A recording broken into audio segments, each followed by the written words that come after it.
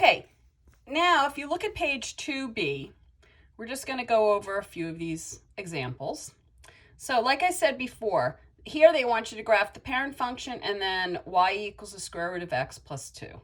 You should always figure out what your vertex is. For the parent function, the vertex is 0, 0. For this function, the vertex is 0, 2. What we can do here is we will try to use, what we'll do is we'll just figure out the numbers for the parent function, then we'll add 2 for this. So the square root of 1 is 1, square root of 2 is 2, 4 is 2, square root of 9 is 3. 1 plus 2 is 3, 2 plus 2 is 4, 3 plus 2 is 5. So the parent function 0, 0, 1, 1, 4, 2, 9, 3. This is the parent function.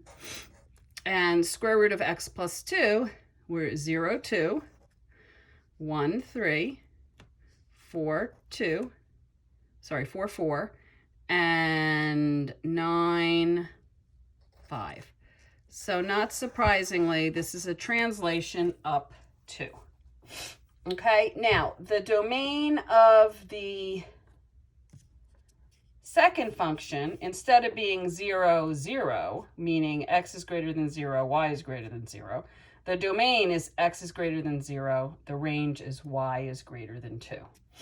And so you see that the square root, that y equals the square root of x plus k moves the parent graph up k. It's a vertical translation of up or down k. Okay, so that is number 1. Now, I don't know why I put number 3 next to number 1, but I did. So we're going to go to number 3 to the right of this. Here, the vertex is 2, 0. We always find the vertex because you have to start with the vertex there. So I put 2, 0. Now, to figure out good numbers to go in here, from the 2, I add 1, then I add 3, then I add 5. So 2 plus 1 is 3, 3 plus 3 is 6, 6 plus 5 is 11. You know, you don't have to do it that way to come up with these numbers. You can pick up whatever numbers you want. You don't have to get perfect squares. You can use a calculator. So you can pick any domain you want. The only restriction is you must start with the vertex. So now if I plug in 3, that becomes a 1. If I plug in 6, that becomes a 2. And if I plug in 11, that becomes a 3. So if I graph the parent function 0, 0, 1, 1, 4, 2, 6, 7, 8, 9, 3. So this is the parent function.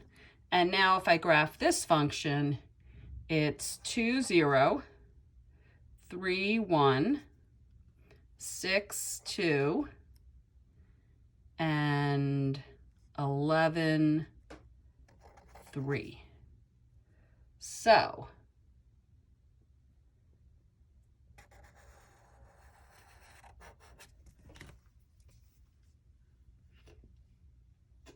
now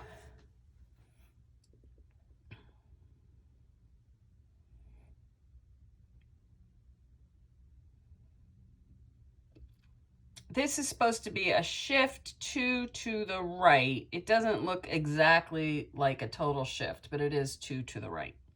Okay, now let's look at number 2, which is below number 3. Oh, and again, this range is x is greater than 2, y is greater than 0. Okay, now looking at number 2, again, this is going to be a vertical stretch. I just do 2 times whatever this is. So this is 1, 2, 3. 2 times that becomes 2, 4, 6.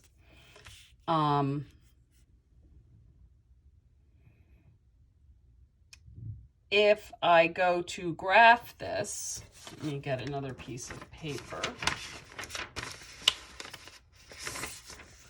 So here I will do the graph.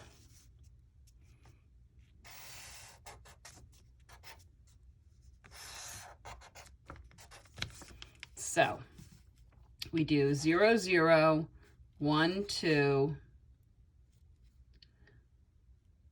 4, 4,